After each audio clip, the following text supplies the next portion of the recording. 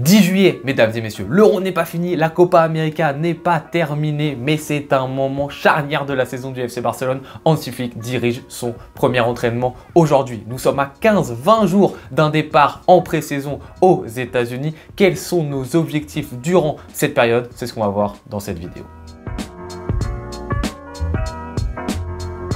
Intéressons-nous à Hansi Flick. Quels sont les objectifs de notre nouveau coach allemand? En tout premier lieu, clarifier le style de jeu. Mais clarifier le style de jeu tout d'abord pour lui, par rapport à ce qu'il va voir à l'entraînement, justement, durant ses premiers jours, ses premières semaines, se dire « Ok, j'avais ça en tête, ça peut fonctionner » parce que on le sait, il a eu le temps de réfléchir. Apparemment, ça fait 6-7 mois qu'il a déjà une structure en place, une idée de jeu pour le Barça. Mais peut-être qu'à tout moment, il va voir les joueurs, etc. à l'entraînement, il va se dire « Ah, finalement, c'est peut-être pas une bonne idée. » Donc déjà, qu'il clarifie la situation pour lui, ensuite qu'il la clarifie par rapport aux joueurs, donc il arrive à la verbaliser, à la transmettre, informer justement nos joueurs sur tel type de jeu on va réaliser, tel système on va avoir, je veux que vous progressiez sur tel point, sur tel secteur, et ensuite le clarifier et le verbaliser auprès de nous, c'est-à-dire les supporters du FC Barcelone, les journalistes, et nous dire ok, cette année le Barça on va viser tel style de jeu, bloc médian, bloc haut, beaucoup de verticalité, beaucoup d'intensité. Pour l'instant il y a eu beaucoup de spéculations, même moi j'ai fait des vidéos sur le style de Flick, etc. Mais pour l'instant ce n'est qu'hypothétique puisque lui n'a strictement rien verbalisé pour l'instant, donc il n'a pas mis de point définitif sur tel style de jeu ou non. À partir du moment où il l'aura fait, on pourra d'ailleurs réfléchir à se dire ah tiens, tel type de joueur est intéressant pour le Barça, pour le recrutement, bah justement ça va être intéressant parce qu'on va se dire ah oui, s'il veut jouer de telle manière, lui c'est peut-être mieux que lui, à lui peut-être qu'on peut le vendre parce que par rapport à ce style de jeu, il va moins nous importer que tel joueur. Donc à partir du moment où ça sera clarifié pour lui, pour les joueurs et pour nous, ça sera bien mieux pour notre Barça.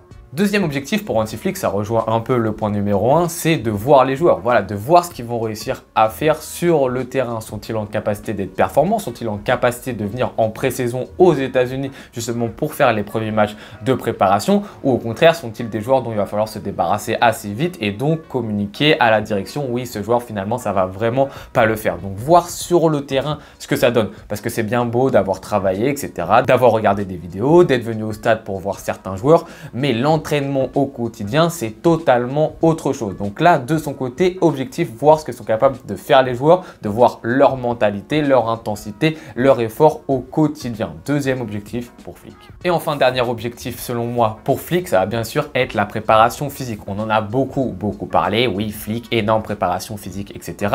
On le rappelle, le staff médical qu'il avait au Bayern Munich est resté au Bayern Munich. Donc ce n'est pas le même staff médical, mais quand même, apparemment, il s'est très bien entouré, puis il connaît la planification. Là, il y a l'Euro, il y a la Copa, il va y avoir les JO. Ça va être compliqué de créer un groupe qui soit cohérent à 100% sur la préparation physique. Il va falloir savoir l'adapter. Mais est-ce qu'on met beaucoup d'intensité dès le mois de juillet? Est-ce qu'on essaye plutôt de faire une préparation progressive ou intensive dès le début? C'est plein de choses qu'il va falloir voir, qu'il va falloir travailler, mais ça commence maintenant. Dès le 10 juillet, le travail commence pour Flick. Les amis, on arrive sur les objectifs des joueurs maintenant. Prenons les joueurs qui ne sont pas les cadres intransférables, ceux qui sont juste en dessous. Ce sont des joueurs qui repartent à zéro. Que ça ait été des joueurs qui aient la confiance de Xavi précédemment ou qui n'aient pas eu la confiance de Xavi précédemment, tout repart à zéro pour eux. Donc, il faut se montrer par rapport au coach, montrer qu'on est capable de venir en pré-saison aux États-Unis et pouvoir prouver, avoir des minutes dans les matchs amicaux. Eric Garcia, Fati, etc. en sont des exemples. C'est des joueurs qui doivent prouver, qui doivent montrer. Et c'est maintenant que ça se joue pour eux. Parce qu'après, s'ils ne sont pas bons maintenant, ils ne vont pas être amenés aux États-Unis. Si aux États-Unis, ils n'ont pas de minutes, ils vont vite ne pas être dans les plans d'Hansi Flick. Donc, ça se joue maintenant pour ce type de profil. Deuxième profil de joueur qui va être très intéressant à surveiller durant cette période, ce sont tout simplement les blessés qui sont à des stades assez différents du côté du FC Barcelone. Alors bien évidemment, la saison n'a pas commencé du côté du Barça, qu'on a déjà une bonne liste. Donc Balde, Pedri, Araujo, Frenkie de Jong, qui sont, oui, comme je viens de le dire, justement à des stades différents. Balde revient d'une assez grosse blessure, Frenkie de Jong un petit peu moins, mais quand même, il a carrément pas joué l'Euro. Pedri vient de se blesser, il en a pour 4-6 semaines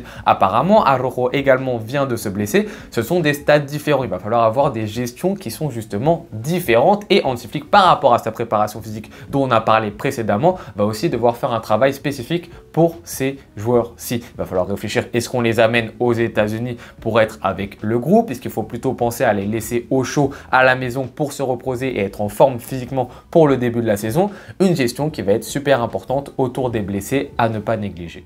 Et enfin, la troisième catégorie de joueurs qu'il va falloir surveiller durant ces 15-20 jours, ce sont évidemment les jeunes. Les jeunes dont on a beaucoup parlé récemment dans une super vidéo que j'ai eu l'honneur de faire avec Espacio Macia. Donc bien évidemment, Casado, Bernal, Darvic, mais également des Alex Baillet, également des Hector Fort. Ce sont des joueurs qui vont devoir prouver à Flick qu'ils sont en capacité de venir aux États-Unis. Flick a apparemment, et ce ne sont pour l'instant que des rumeurs, a quand même pas mal de jeunes en tête et aussi a en tête qu'il faut les inclure et que la Masia a un rôle important dans ce FC Barcelone. Pour l'instant, ce ne sont que des rumeurs. Maintenant, on veut voir si ces rumeurs vont être mises en action, justement. Et pour ça, il faut que les jeunes y prouvent à l'entraînement qu'ils sont capables, qu'ils ont le mental. Ensuite, Flick va les amener, pourquoi pas, aux États-Unis. Ils auront quelques minutes. Et là, une nouvelle fois, va falloir qu'ils prouvent. Ils vont avoir un rôle prépondérant cette saison. Comme l'année dernière, des Lamine Yamal, des Hector Fort, des Koubarsi ont eu un rôle important. Ces jeunes-là, au Barça, on sait que dans la situation actuelle,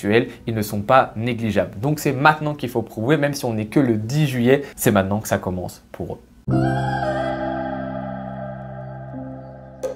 Et enfin, le dernier pôle qui a de gros objectifs durant cette période, c'est tout simplement la direction. Et c'est peut-être finalement le pôle le plus important, tout d'abord car il doit clarifier la situation. Au moment où je tourne cette vidéo, il n'y a toujours pas de clarification sur des sujets ultra importants. Le sujet comme le retour du 1-1, on nous avait dit que ça devrait être fin juin, ça n'est toujours pas le cas. On n'a pas de nouvelles par rapport à ça. Par rapport à des deals, des accords qu'on devait conclure pour nous rapporter de l'argent, pas de nouvelles. On ne sait pas. Il y a des rumeurs. Tous les jours, ça change. On voit des choses passer. J'aimerais bien que les dirigeants eux-mêmes viennent, prennent la parole en conférence de presse et disent aujourd'hui on est dans telle ou telle situation pour que nous ça soit plus clair, pour qu'ensuite on puisse comprendre le programme pour la suite et ensuite capter les objectifs du Barça durant l'été et durant le mercato. Ensuite, une fois que ce sera clarifié et verbalisé, il faut passer au deal, il faut clarifier les accords, les signer, etc.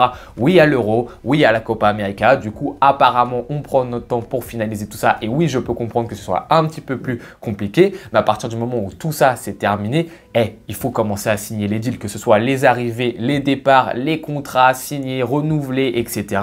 Il faut commencer à signer tout ça parce que c'est important de le faire le plus tôt possible. Signer les deals quand on est au mois d'août, que ce soit les arrivées, les départs, bah malheureusement, ça tronque un peu toute la préparation. C'est-à-dire que tu vas avoir un joueur qui va arriver à la mi-août, qui va pas faire la préparation avec les autres, tu vas avoir un départ important alors qu'il aura fait toute la préparation.